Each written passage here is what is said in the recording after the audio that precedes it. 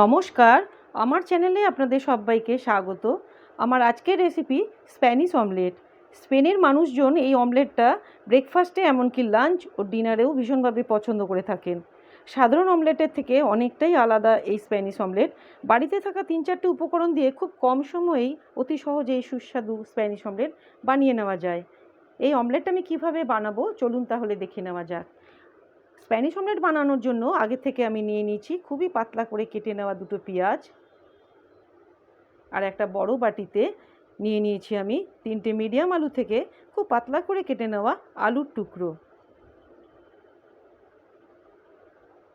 আর এখানে আমি 6টা ডিম, 6টা মুরগির ডিম আমি এখানে ব্যবহার করছি। আমি এখানে গ্যাস অন করে একটা কড়াই বসিয়ে 50 গ্রাম সাদা তেল দিয়ে তেলটা আমি ভালো করে গরম করে নেব।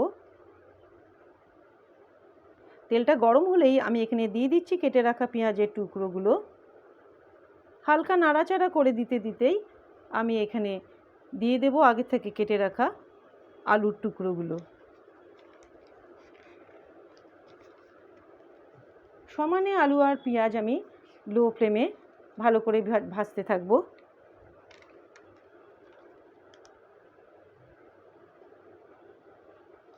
এই সময় আমি এখানে দিয়ে দিলাম স্বাদ মতো লবণ। লবণের সাথে আলু আর পেঁয়াজ খুব ভালো করে ভাজতে থাকবো যতক্ষণ না নরম এবং বাদামি হয়ে আসছে।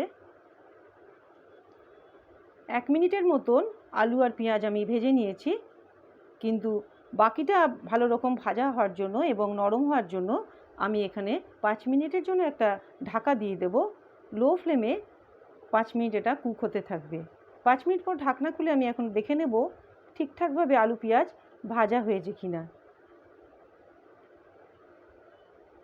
আলু পেঁয়াজ ভালো ভাজা হয়েছে সেটা বোঝা যাচ্ছে, যে রং একদম পাল্টে গেছে এবং আলুটা হাত দিয়ে দেখেও নিলাম সেদ্ধ হয়েছে। আমি আলু আর পেঁয়াজ ভালো করে একটা ছাঁকনির সাহায্যে ছেঁকে নেব। আলু আর পেঁয়াজের মধ্যে যতটা আমার ভাজার তেল ছিল তেলটাকে আলাদা করে নেওয়ার জন্য। এই আলু পেঁয়াজ ভাজার সময় যথেষ্ট তেল এখানে প্রয়োজন হয়, কিন্তু পরবর্তী সময়ে তেলের প্রয়োজন অত হয় না বলে আমি তেলটাকে নষ্ট না করে তেলটাকে ছেঁকে নিয়ে নিচ্ছি একটা বাটির মধ্যে। এইভাবে ছাঁকনির মধ্যে আলু আর পেঁয়াজটা আমি রেখে দেব যতটা তেল ঝরে যাবে বলে। এখানে আমি একটা বড় বাটির মধ্যে মুরগির 6টা ডিম আমি একটা একটা করে ফাটিয়ে নিচ্ছি।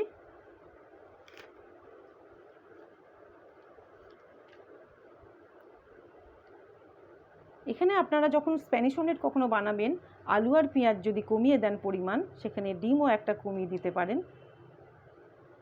কিন্তু এটা খুব ভারী একটা টিফিন বা লাঞ্চ ডিনারেও এটা খুব ভালো রকমই এটা ব্যবহার করা যেতে পারে।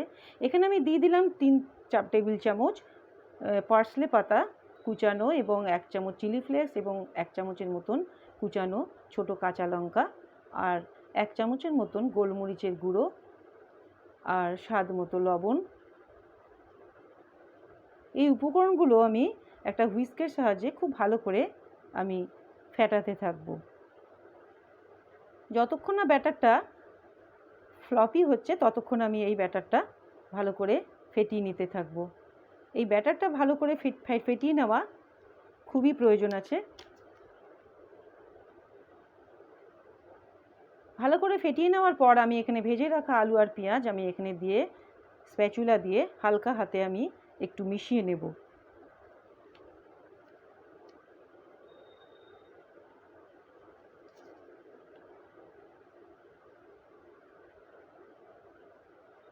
ভালো মতন মেশানো হয়ে গেছে, ব্যাটারটা আমার একদম রেডি। আমি ঢাকা দিয়ে রাখলাম, আর এখানে একটা গ্যাস অন করে ব্যবহার করা তেলের থেকে আমি 2 চামচ তেল এখানে দিয়ে তেলটা গরম করে নিচ্ছি। তেলটা ছড়িয়ে দিয়ে আমি গরম করে নিলাম, আর দিয়ে দিচ্ছি আমি পুরো ব্যাটারটা। আমি এখানে খুব সাবধানে আমি এখানে ঢেলে দিলাম। লো ফ্লেমে আমার একদিকটা কুক হতে থাকবে। ফ্লেম এখানে একদমই বাড়ানো চলবে না। আমি এখানে ঢাকা দিয়ে দিলাম 1 মিনিটের জন্য, যাতে লো ফ্লেমে এক পিঠটা ভালো রকম ভাজা হয়ে যায়।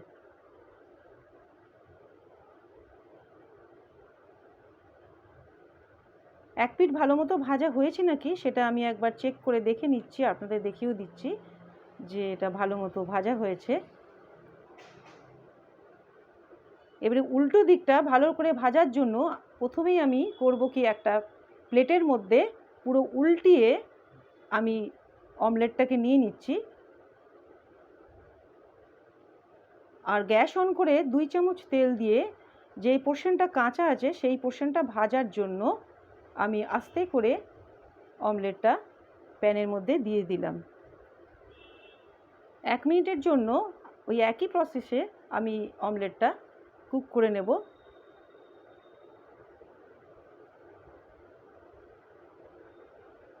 অপর দিকটাও আমার আগের মতনই ভালো করে ফ্রাই করে নেওয়া হয়ে গেছে।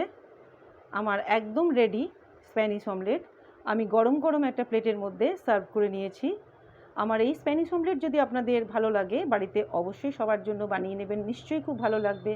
আর আমার এই রেসিপিটা যদি আপনারা পছন্দ করে থাকেন তাহলে প্লিজ একটা লাইক করে বন্ধুদের মধ্যে শেয়ার করে নেবেন।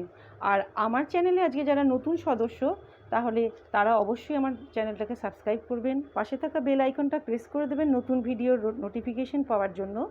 আর আমি খুব শীঘ্রই আবার একটা নতুন রেসিপি নিয়ে হাজির হয়ে যাব। আপনারা ভালো থাকবেন, সুস্থ থাকবেন। ধন্যবাদ।